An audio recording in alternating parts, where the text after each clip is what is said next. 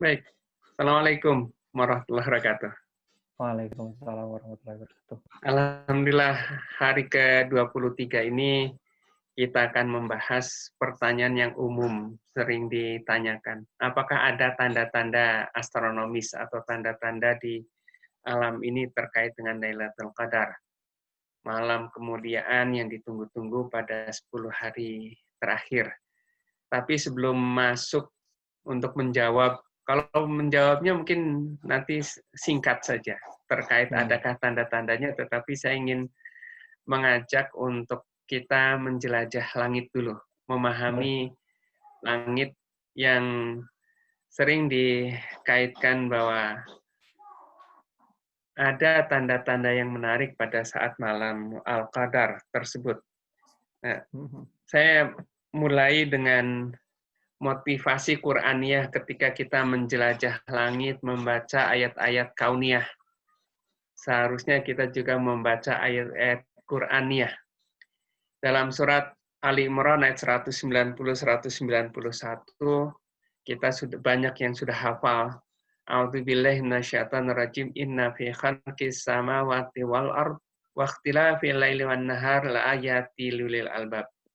Sesungguhnya dalam penciptaan langit dan bumi. Ini langit dan bumi dalam bahasa Al-Quran, ini menceritakan terkait seluruh alam semesta. Waqtilafil laili wan nahar, pergantian malam dan siang. Artinya segala proses yang ada di alam ini. Sesungguhnya itu menjadi ayat-ayat bagi ulil albab. Apa sih cirinya bagi ulil albab? Dan kita semua ingin menjadi bagian dari ulil albab tersebut. Ada 4 ciri. Yang pertama, alladzina yadhkurunallaha qiyaman wa qu'udan wa 'ala junubihim. Pertama, cirinya adalah senantiasa ingat kepada Allah dalam keadaan berdiri, duduk, atau berbaring. Artinya dalam segala aktivitas kita.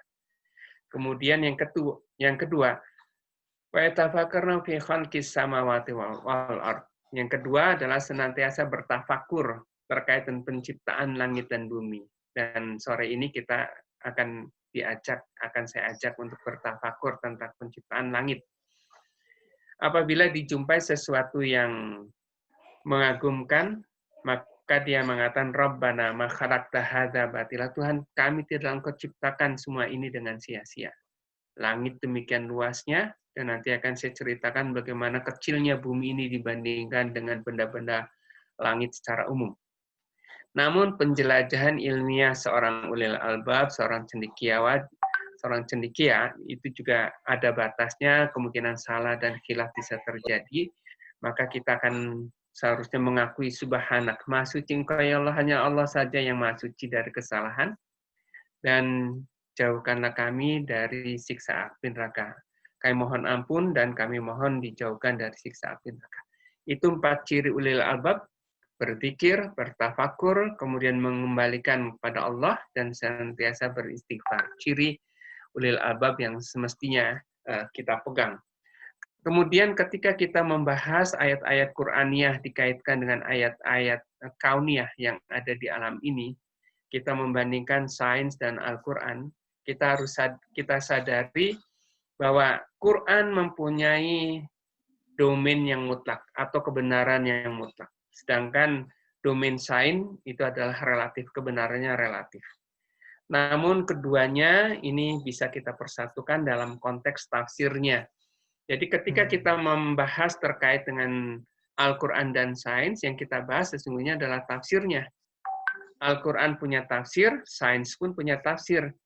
Tafsir Al-Quran bergantung pada zaman, bergantung dari wawasan mufasirnya, dan tafsir sains pun sama. Ini juga bergantung dari perkembangan zamannya, juga bergantung dari penulis dari tafsir sains tersebut. Kalau kita baca artikel populer terkait dengan sains, maka sesungguhnya yang kita baca itu adalah tafsir sainsnya.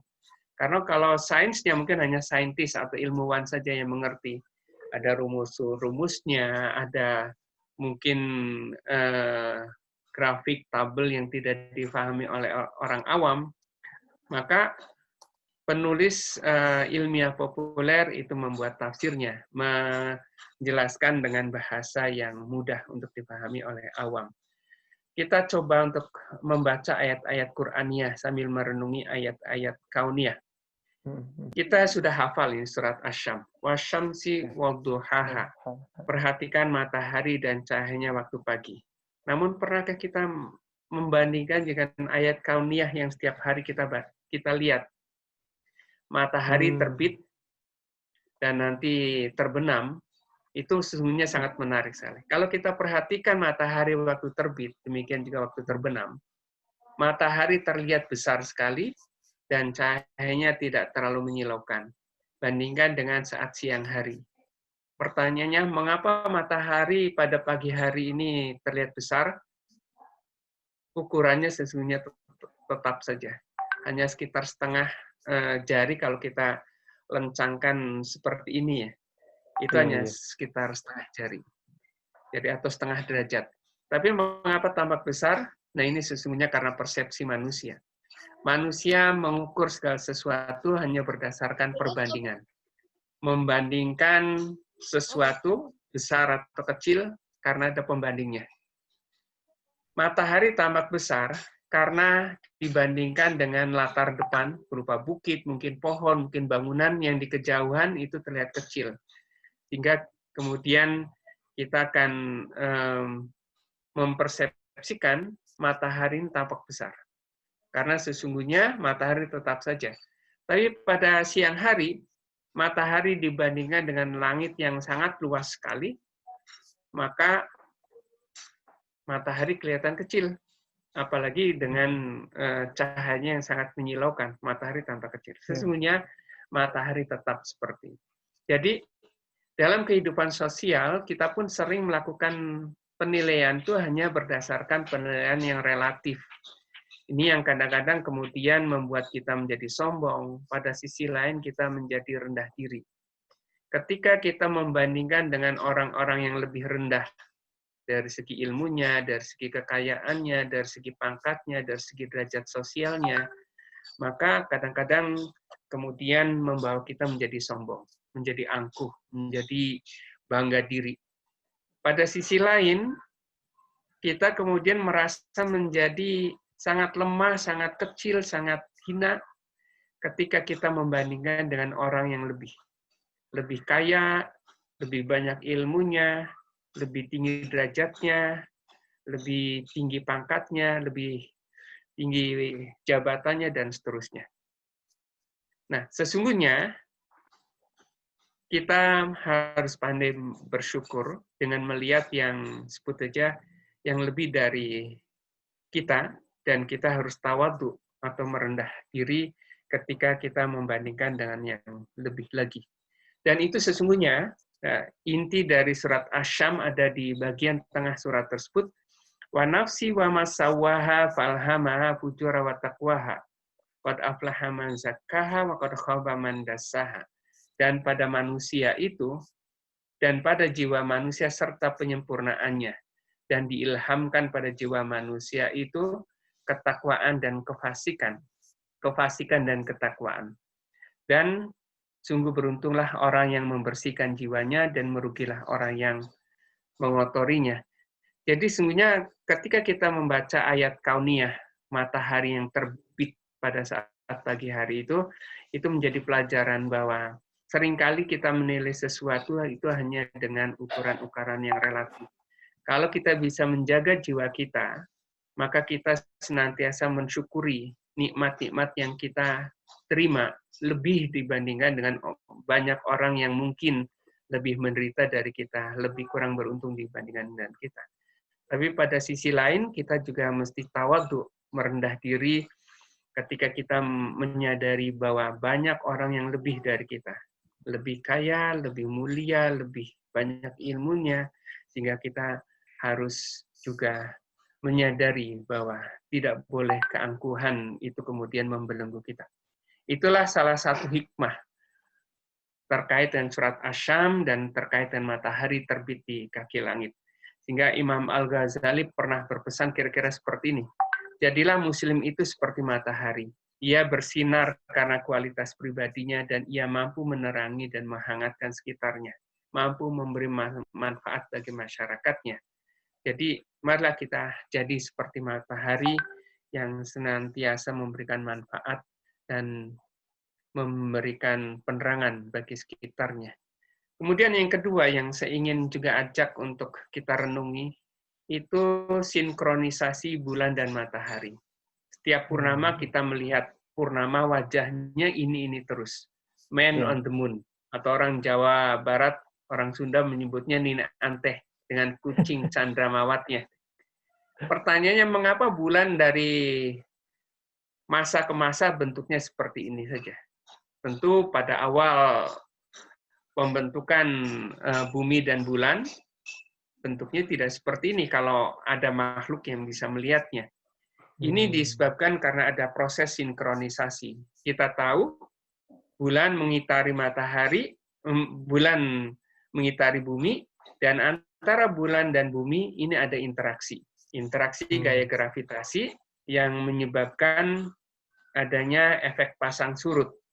Kita melihat efek pasang surut di bumi dengan air laut yang menjadi pasang dan surut, tapi sesungguhnya bulan pun mengalami efek pasang surut yang lebih besar dibandingkan dengan efek di bumi. Dan itu menyebabkan efek pengereman bagi bulan, sehingga rotasi bulan ini diperlambat, sehingga saat ini rotasi bulan itu sama dengan revolusinya, yaitu 27,3 hari. Dan itulah yang disebut sebagai sinkronisasi.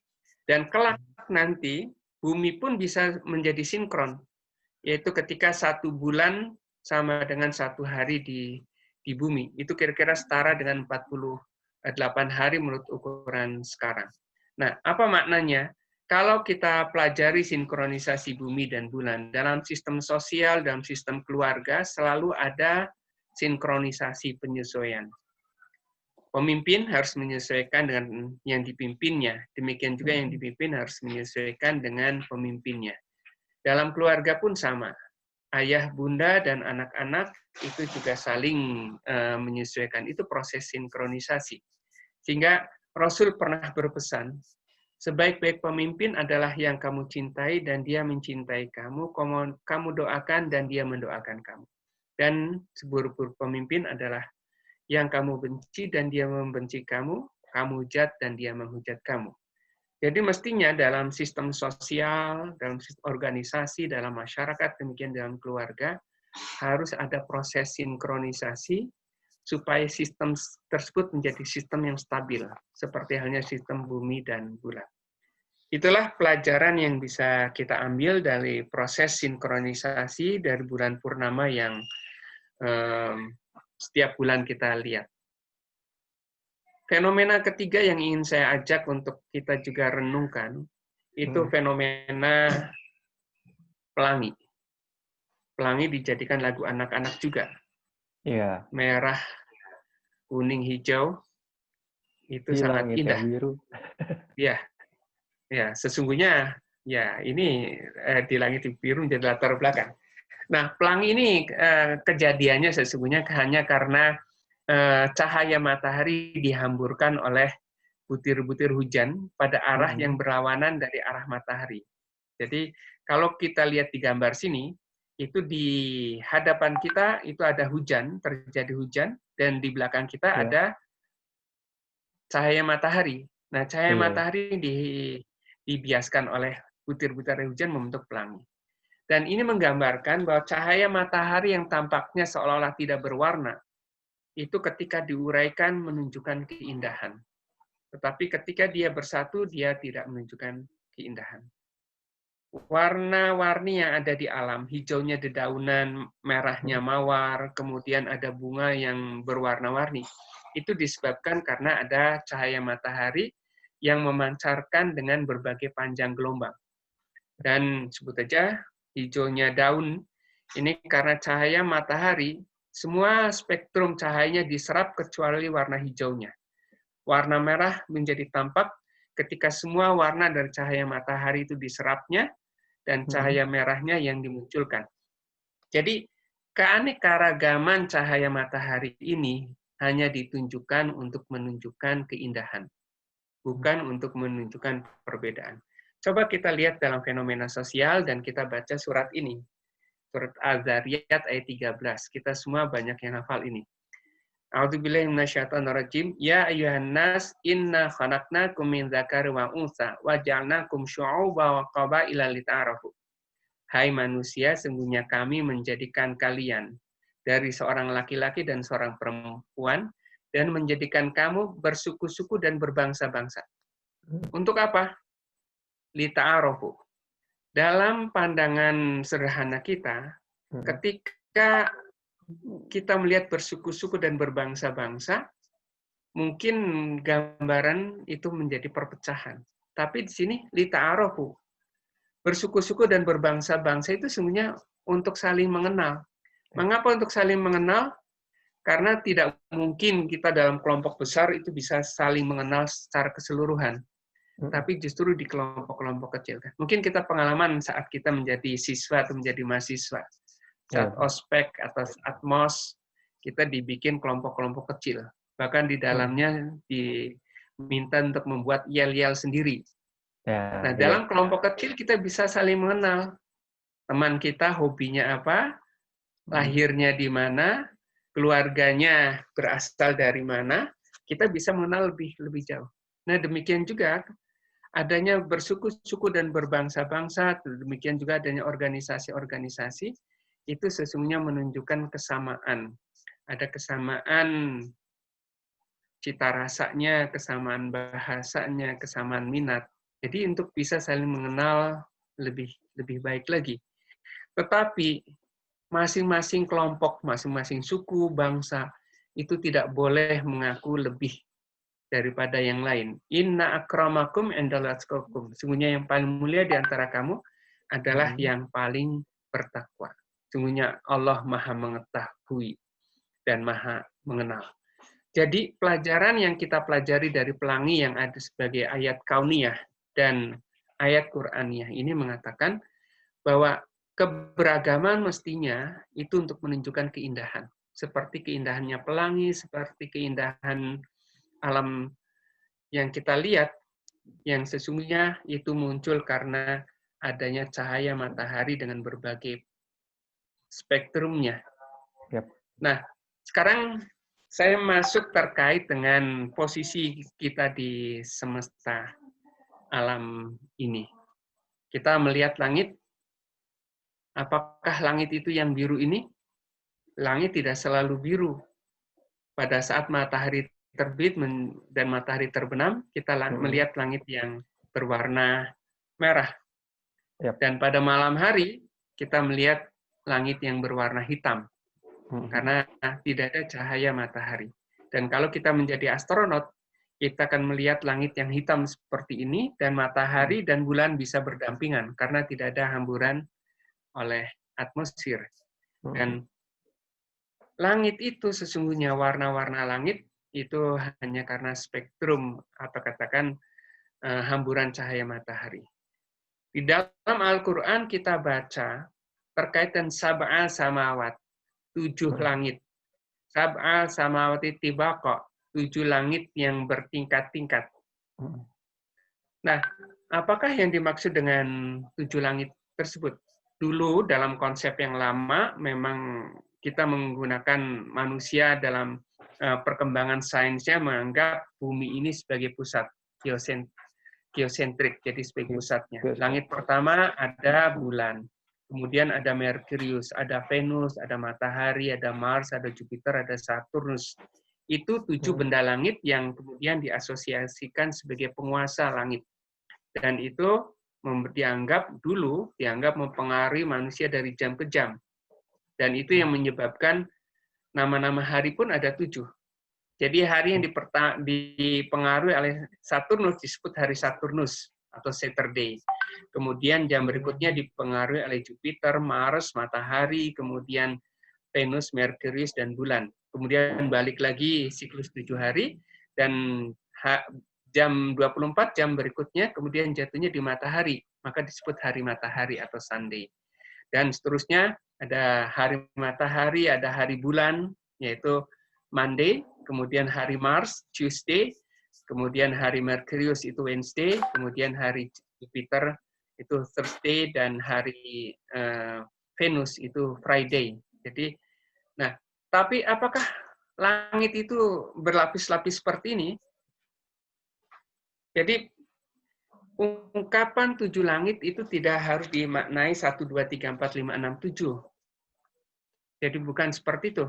Karena ungkapan 7 di dalam Al-Quran itu bisa bermakna jumlah yang sangat banyak sekali. Kalau kita baca surat Luqman ayat 27, seandainya pepohonan itu dijadikan sebagai penanya dan lautan dijadikan sebagai tintanya, dan ditambahkan dengan 7 lautan lagi sesudah keringnya, maka niscaya tidak akan habis-habisnya kalimat Allah. Logika sederhananya bagaimana kalau ditambah dengan 10, 20, 100, 1000 lautan, apakah akan habis kalimat Allah? Tentu tidak. Karena Allah berbeda dengan makhluknya. Jadi 7 ini itu bermakna sesuatu yang lebih besar dibandingkan dengan jumlah yang kita bayangkan. Dalam ayat lain, surat Al-Baqarah ayat 261, itu juga diperumpamakan kalau kita memberikan sedekah atau berinfak. Itu seperti menanam sebiji benih yang menumbuhkan 7 tangkai, dan masing-masing tangkai berbuah 100 butir. Demikianlah Allah melipat gandakan.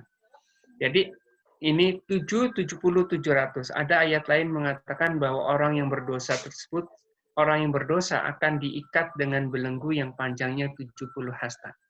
Jadi dalam Al-Quran 7, 70, 700 itu mengatakan jumlah yang tak berhingga, atau secara matematik disebut sebagai infinite atau jumlah yang terhingga, tak berhingga. Dalam konsep limit mungkin kita kenal, ada limit 1/x mendekati tak berhingga, itu sama dengan 0 misalnya. Jadi tak berhingga, suatu jumlah yang lebih besar dibandingkan dengan yang kita bayangkan. Jadi 7 langit itu bermakna jumlah benda-benda langit yang tak berhingga banyaknya. Jadi langit dalam konsep sekarang, dalam konsep astronomi, itu tidak ada lapisan-lapisan langit. Dulu ada yang mengatakan 7 langit itu seperti lapisan atmosfer. Ada troposfer, tropopaus, stratosfer, stratopaus, kemudian mesosfer, mesopaus, kemudian eksosfer. Jadi ada 7. Nah, kalau 7 hanya lapisan atmosfer saja, itu benda-benda langit itu berada di langit yang mana? Ya, itu yang seolah-olah kemudian menempel pada langit yang ketujuh atau langit yang terakhir. Tapi sesungguhnya sab'a samawati tibaqa itu tidak menunjukkan lapisan-lapisan langit, tapi menunjukkan langit itu berbeda-beda jaraknya. Bulan jaraknya 384.000 km, matahari 150 juta kilometer. Kemudian Proxima Centauri, bintang yang paling dekat, itu 4 tahun cahaya. Kemudian ada galaksi yang lebih jauh lagi, yang hitungannya sudah pada miliar tahun cahaya. Jadi, Allah menciptakan 7 langit, sab'a samawati tibaqa, 7 langit bertingkat-tingkat, itu dalam bahasa astronominya, kira-kira Allah menciptakan alam semesta dengan benda-benda langit yang tak berhingga banyaknya, yang jaraknya sangat beragam. Nah, langit bisa kita pahami dari atmosfer kita. Ada langit yang biru, berwarna merah, kemudian hitam. Itu hanya karena hamburan cahaya matahari oleh atmosfer kita. Gelombang pendeknya itu menyebabkan langit berwarna biru, dan sisanya, sebagian yang sudah dihamburkan cahaya birunya, itu akan menampakkan langit yang berwarna merah, atau yang disebabkan karena matahari yang sisa panjang gelombang yang dipancarkan itu dominan warna kuning dan warna merah. Tapi langit juga mencakup orbit satelit yang banyak kita manfaatkan dalam kehidupan sehari-hari. Bulan, ini sebagai benda langit yang paling dekat. Kemudian planet-planet. Dan kita tahu, planet-planet sekarang yang dikenal itu hanya 8. Karena Pluto sudah dianggap sebagai planet kerdil. 4 planet kecil-kecil, Merkurius, Venus, Bumi, dan Mars. Kemudian 4 planet raksasa. Ini Jupiter. Jupiter itu kira-kira 1.300 kali besar bumi kita. Dan matahari ini lebih besar lagi, sekitar 1,3 juta kali besar bumi kita. dari gambaran ini, itu bumi terlihat sangat kecil sekali. Dan kalau kita lihat juga dengan planet-planet yang lain, bumi itu sudah tidak tampak lagi kalau dibandingkan dengan posisi di tata surya saja. Ini adalah yang disebut sebagai awan Oort atau tempat gugusan komet-komet yang suatu saat mungkin menimbulkan atau katakan muncul di dekat matahari, seperti yang sekarang sedang ramai di media itu komet Swan misalkan. Nah, kalau kita bandingkan benda-benda langit, kalau tadi dari segi jumlahnya, coba kita lihat dari segi ukurannya. Dibandingkan dengan planet-planet, itu bumi kita kecil sekali. Dengan ini Jupiter, itu Jupiter 1.300 kali besar bumi. Dan Jupiter yang sudah raksasa, itu kalau dibandingkan dengan matahari, itu pun kecil. Dan ini buminya sudah sangat kecil sekali sebagai titik. Matahari yang sudah besar, ini kalau dibandingkan dengan bintang-bintang yang lain, itu pun sangat kecil. Ini matahari, ini yang di bintang Sirius, bintang paling terang yang disembah-sembah juga oleh orang Mesir. Kemudian ada Pollux, ada Arcturus. Dan Arcturus ini pun kalau dibandingkan matahari sudah besar. Tapi dibandingkan dengan bintang yang lain, ini Arcturus kecil. Ada bintang Betelgeuse, ada bintang Antares. Bintang Antares itu bintang yang warnanya merah yang ada di rasi Scorpio ini. Dan bintang Betelgeuse itu salah satu bintang yang terang yang ada di rasi Orion. Nah, ini menunjukkan bumi kita sangat-sangat kecil sekali dibandingkan dengan planet Jupiter, dibandingkan dengan matahari, dan matahari dibandingkan dengan bintang-bintang yang lain, itu sangat-sangat kecil sekali. Dan dari segi jaraknya pun, ini juga luar biasa. Jarak terdekat bintang kita, yaitu matahari, itu 150 juta kilometer. Jadi kalau kita bayangkan bumi kita itu sebesar bola tenis, maka matahari itu kira-kira sebesar bola raksasa yang diameternya sekitar 10 meter. Dan jarak bumi dan matahari kira-kira dari ujung ke ujung lapangan bola. Jadi itu sudah menunjukkan sangat-sangat kecil dan jauh jaraknya pun sangat kecil sekali. Dan kalau dilihat di tetangga kita, bintang-bintang sekitar kita, bintang yang paling dekat itu Proxima Centauri. Ini 4 tahun cahaya. Artinya cahaya yang kita lihat itu perlu waktu 4 tahun. Jadi kalau dijadikan kilometer, itu kira-kira 4 kali 365 kali 24 jam kali 3.600 detik, kemudian kali 300.000 kilometer. Jadi hitungannya bukan lagi kilometer, tapi sudah menggunakan tahun cahaya. Dan di bintang-bintang ini, di galaksi kita, ini bintang Proxima Centauri yang paling dekat. Kemudian bintang-bintang tersebut itu sebenarnya bukan di pusat galaksi, tapi hanya di salah satu lengannya. Dan lengan galaksi ini mengandung sekitar 100 miliar bintang-bintang. Matahari hanya salah satu bintang, sesungguhnya bintang yang sangat kecil dibandingkan dengan bintang-bintang yang lain. Dan ini yang kita lihat, kalau kita jauh dari polusi cahaya, kita akan melihat galaksi Bima Sakti. Ini ratusan miliar bintang ada di sini.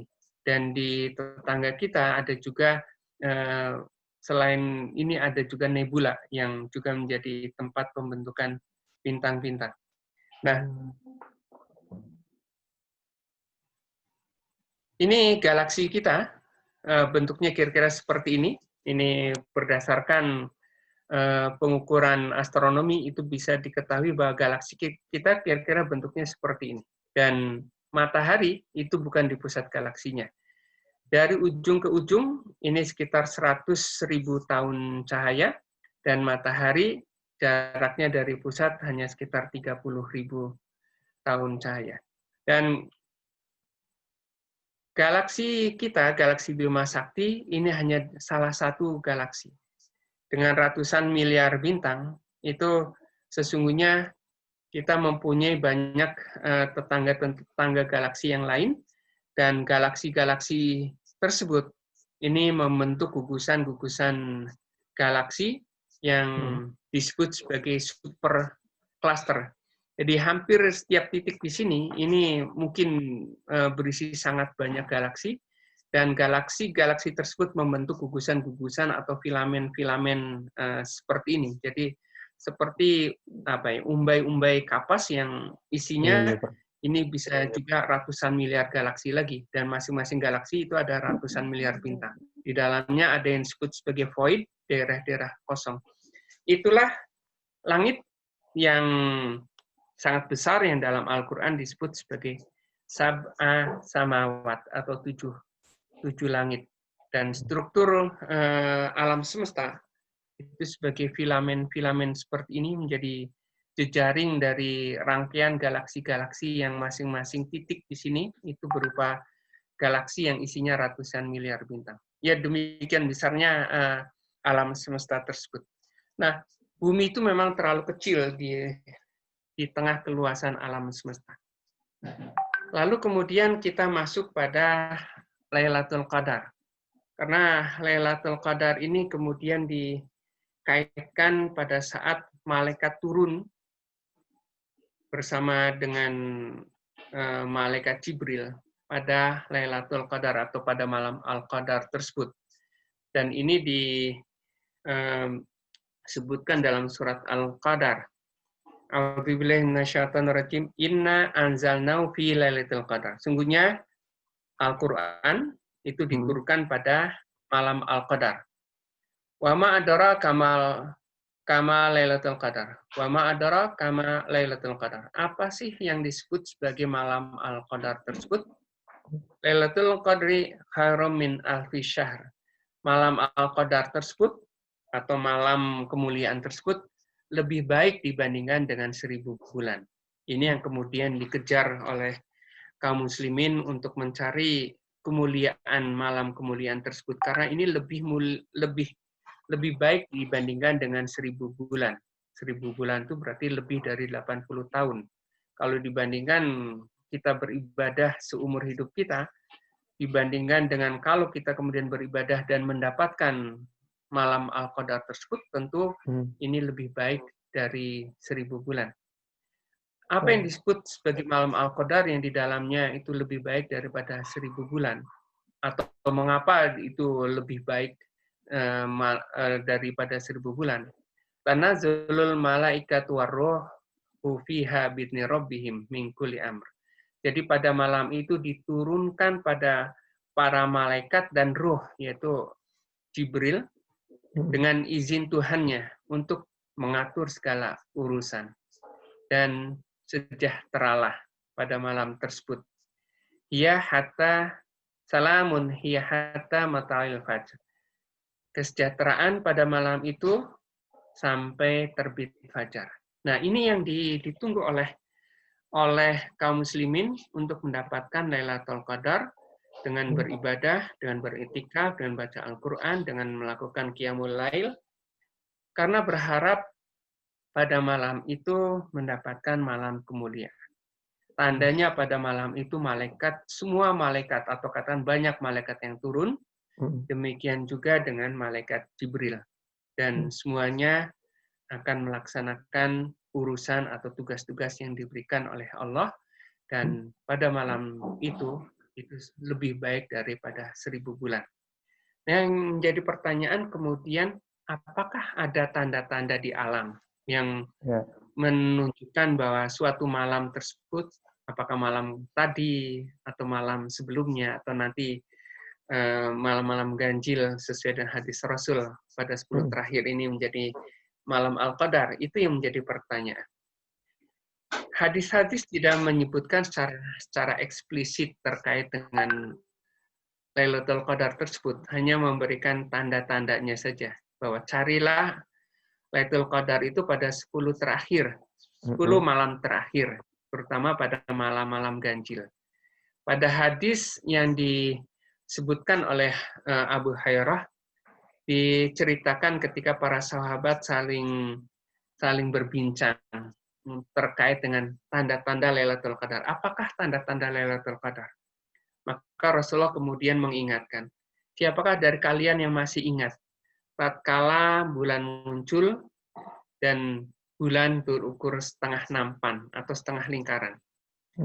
Jadi ini dapat kita bayangkan pada suatu malam Rasul dan para sahabat kemudian mendapatkan tanda-tanda bahwa malam itu adalah malam Lailatul Qadar. Kemudian Rasul dan para sahabat melihat di langit tanda-tandanya apa? Ternyata pada waktu itu bulan terlihat setengah lingkaran. Kalau secara astronomi, ini bulan setengah lingkaran itu adalah malam tanggal 21. Jadi pada kisah ini mengatakan kejadian yang dialami oleh Rasul dan para sahabatnya merasakan malam itu adalah malam Al-Qadar itu pada tanggal malam 21. Jadi malam ganjil pertama dalam 10 hari terakhir. Tapi Rasul mengatakan bahwa carilah pada malam-malam ganjil 10 hari terakhir. Artinya bukan hanya malam 21, hanya saja kebetulan pada waktu itu Rasul dan para sahabat menjumpainya pada saat bulan setengah lingkaran. Itu berarti pada malam 21. Tapi kemudian carilah pada malam-malam yang terakhir. Apa ciri-ciri yang lain lagi? Pada hadis dikatakan pada malam Lailatul Qadar tersebut malamnya sangat tentram dan tenang. Tidak terlalu panas, tidak terlalu dingin. Kemudian esok paginya matahari bersinar dengan sinar yang tidak terlalu menyilaukan. Kemudian hadis yang lain mengatakan pada malam tersebut itu tidak dihalalkan dilemparnya bintang. Ini biasanya perungkapan terkait dengan kejadian meteor, karena meteor itu sering disebutkan itu sebagai pelontar setan yang mencari berita-berita langit. Kira seperti itu. Nah, malam tersebut tidak terlihat adanya meteor.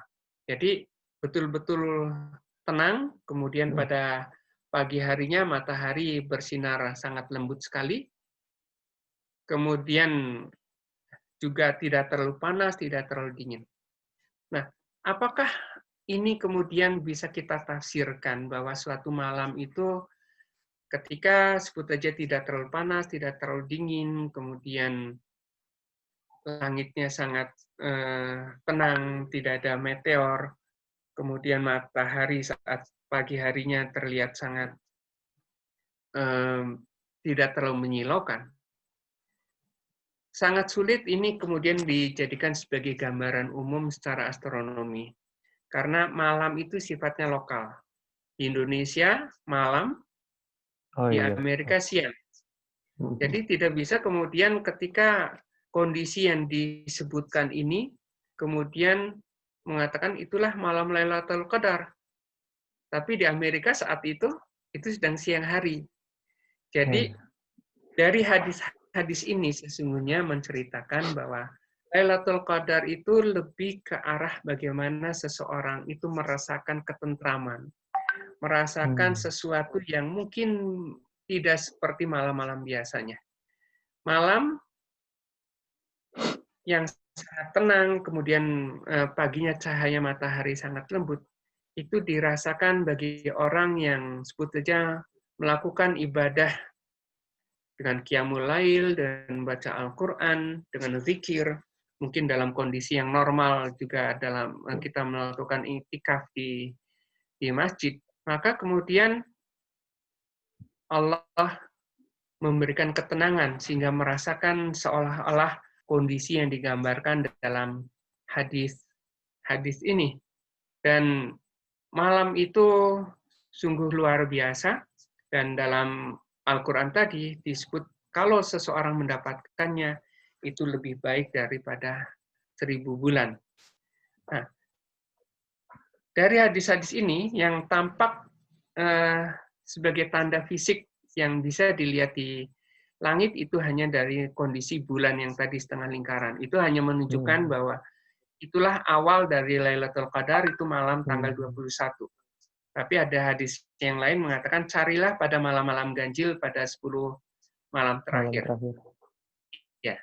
Jadi nanti malam, ini malam 24, kemudian besok malam itu malam 25. Carilah masih ada kesempatan malam 25, malam 27, dan karena ini 30 hari kemungkinan Ramadannya masih ada malam 29.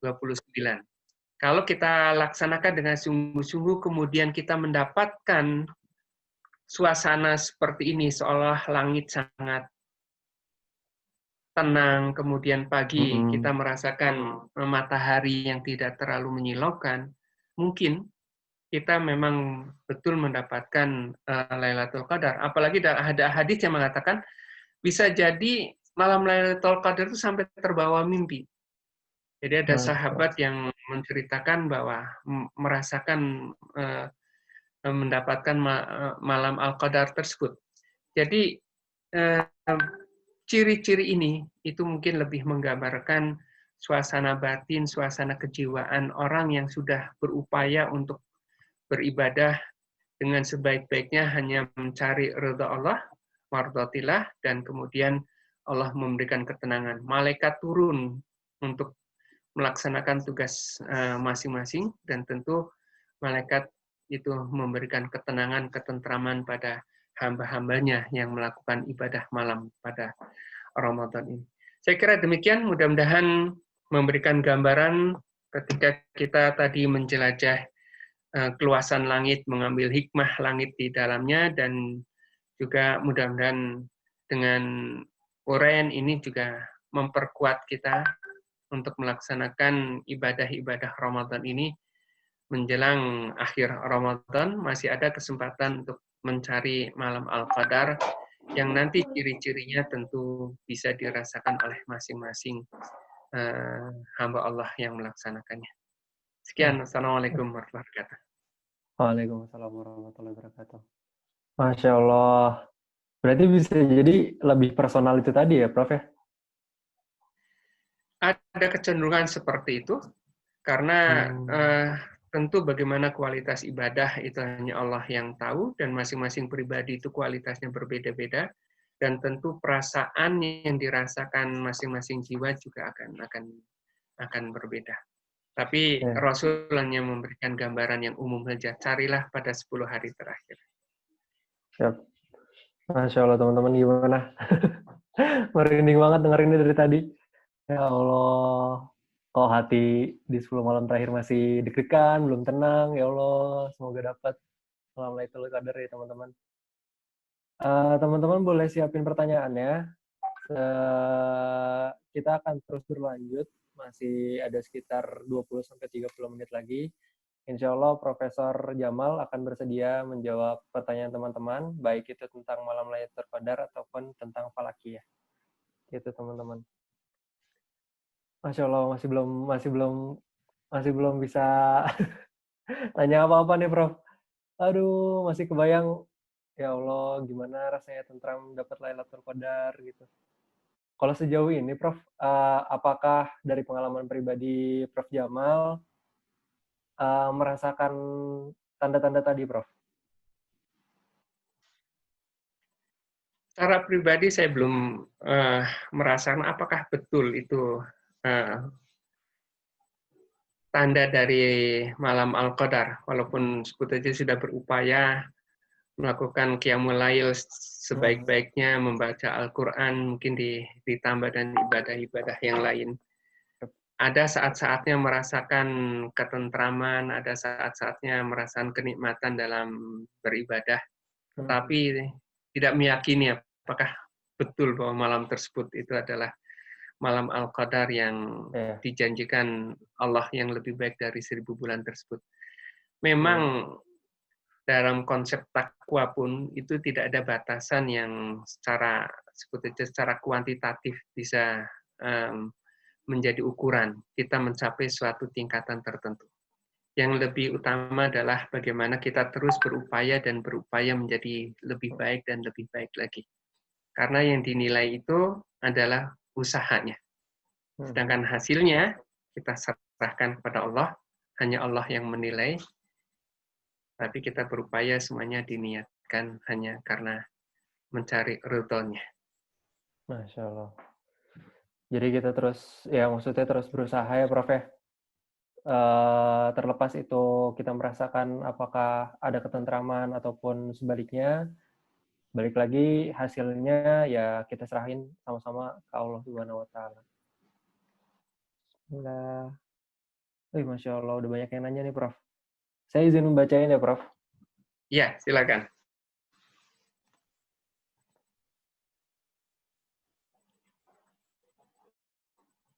Oh, ini terkait materi intro tadi yang Prof. Jamal sampaikan. Izin bertanya dari Vira, fakta yang menggeser sampai teori geosentris diganti dengan teori heliosentris itu apa, Prof? Katanya.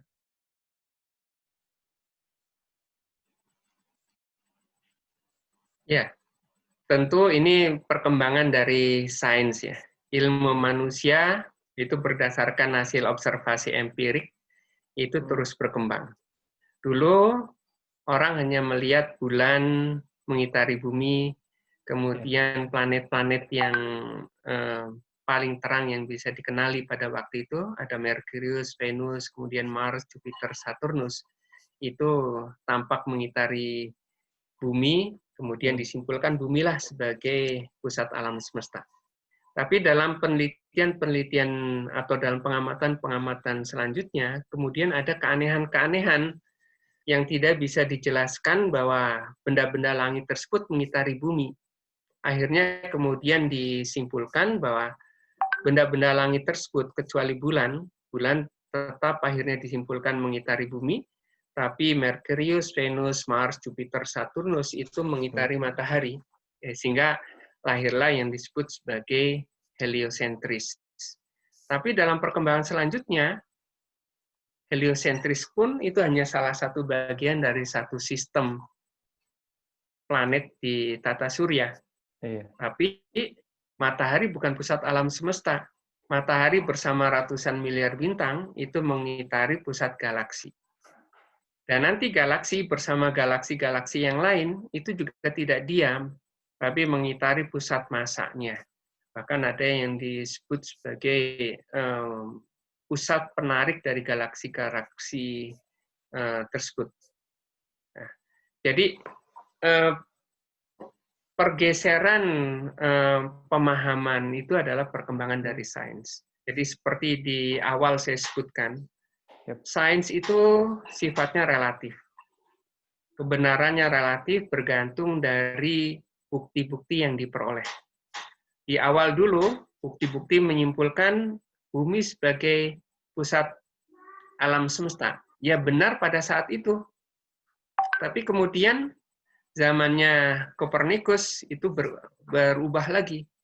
Bahwa pusat alam semesta seolah-olah di matahari. Tapi sekarang mengatakan matahari pun bukan pusat alam semesta. Dan begitulah sains itu terus berubah.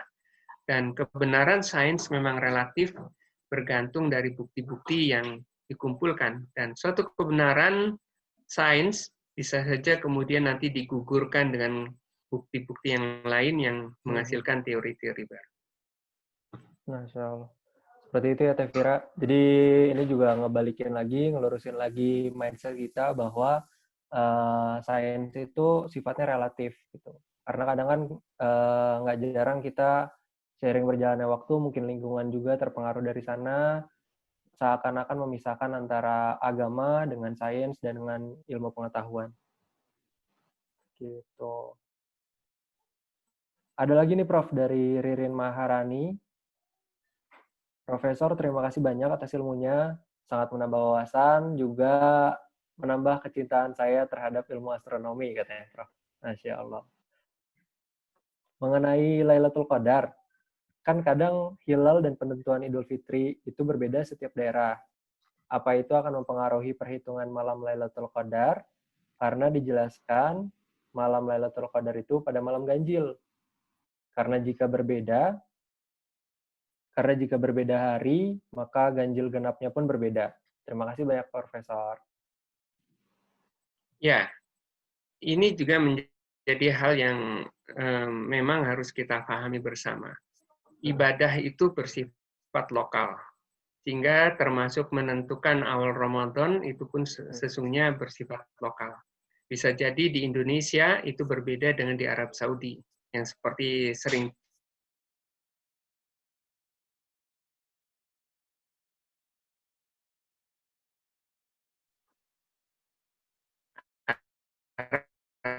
Saudi atau malam ganjil di tempat yang lain. Nah, perbedaan itu sebenarnya tidak menjadi masalah.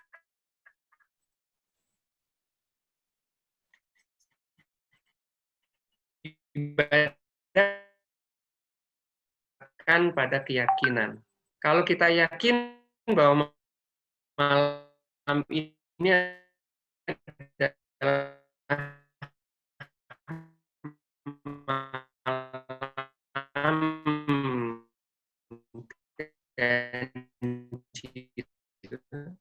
maka karena diajarkan oleh Rasulullah dengan sunnah Rasul lain pedulikan di Amerika pada saat kita malam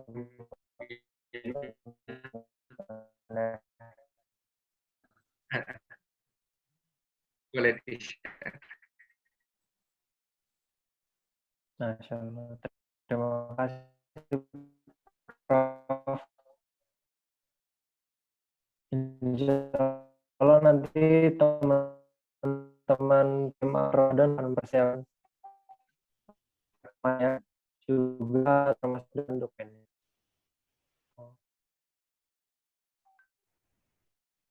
Kita nih Prof, ada juta pertanyaan dari Kang Husni.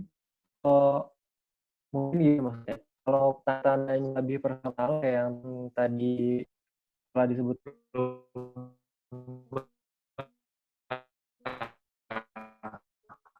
tidak menyebutkan seperti itu di gambar itu Al-Qadar sifatnya lokal dan personal itu tampaknya mewarnai kita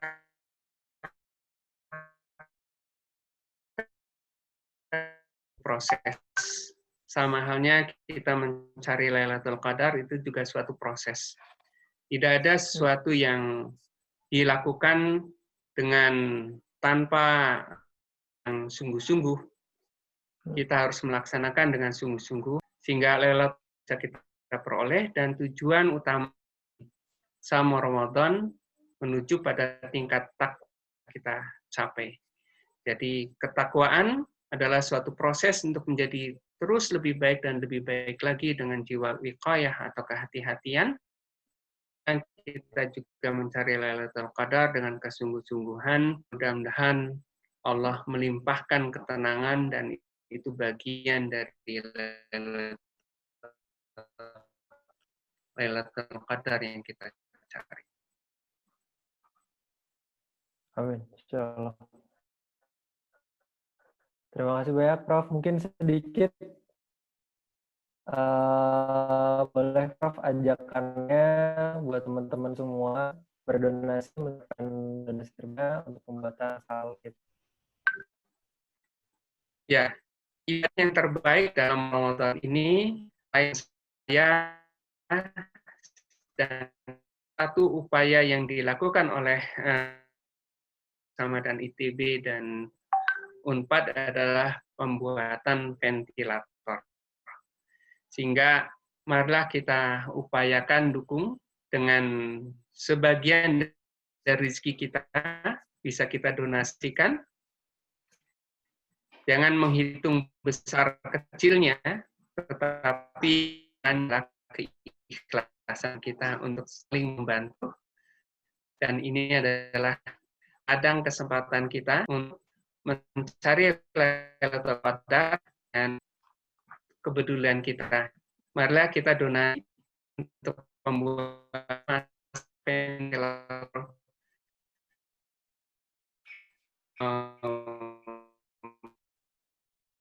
yang dikembangkan ini.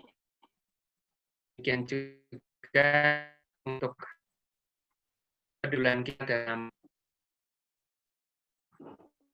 mengisi atau mengatasi jiwa seperti ini. cara untuk sudah itu silakan dilakukan dan nanti kemudian tentu bisa sampai.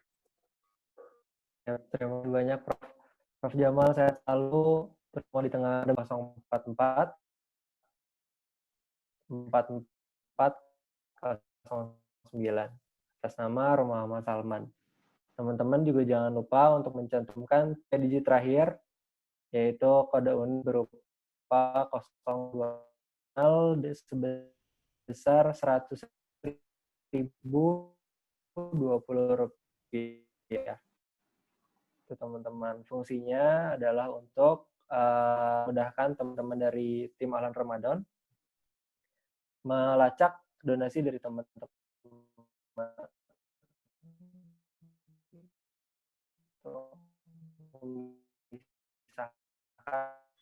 Mana yang donasi untuk PNI, mana yang lain.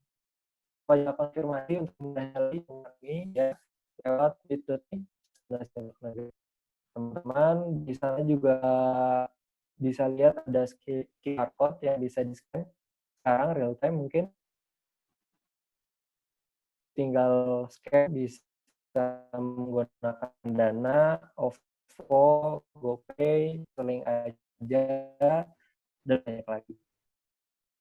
Jadi tinggal di-scan aja, masukin nominalnya, jangan lupa pakai kode uniknya. Kelas hari ini juga jangan lupa teman-teman, saya ingatkan kita ada sedikit lomba insight di